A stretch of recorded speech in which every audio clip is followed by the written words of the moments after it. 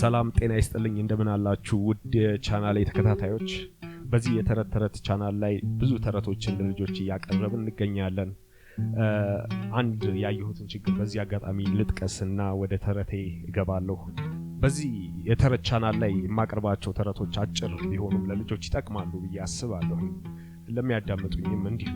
ቆንጆ ናቸው ያዝናናሉ ብዬ ማስብ ነገር ግን ጀምራችሁ ለመጨረስ ትግስት እንዳታጡብኝ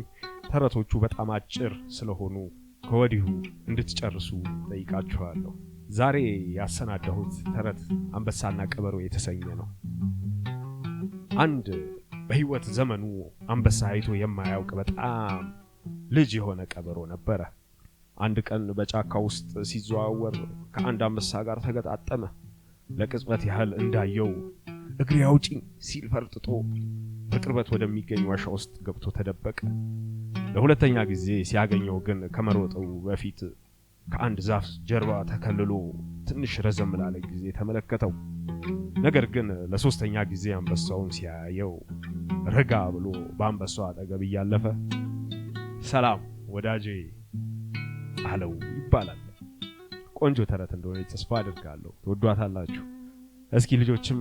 ይሄንን ተረት የሰማችሁ ለወላጆቻችሁ ከዚህ ተረት የተረዳችሁትን ነገር ንገሯቸው መልካም ጊዜ ቻው